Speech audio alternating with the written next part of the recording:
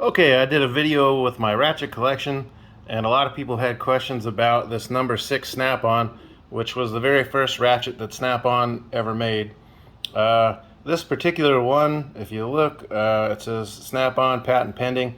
They did not receive a patent until January of 1923, so this was made anytime between 1920 and early 23.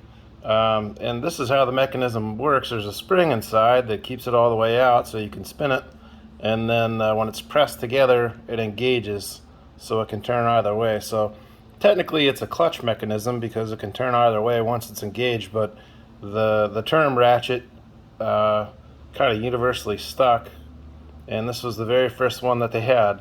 Now this was used in conjunction with a breaker bar, and at the time they had the T-handle style breaker bar, but this is a number 1, and this came out, I think the very first appearance of this breaker bar was 1927 in the catalog for 1927.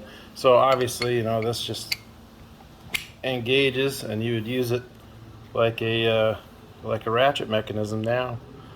But pretty neat stuff. And this very first one has 9 teeth, and then there was a couple of different incarnations of this number 6 ratchet, and the later on you go, the more teeth they had.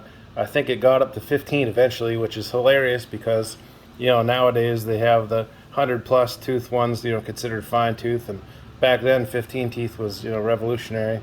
But pretty interesting stuff, I thought, and I know I had a lot of questions on it, so I figured I would just show how the mechanism works.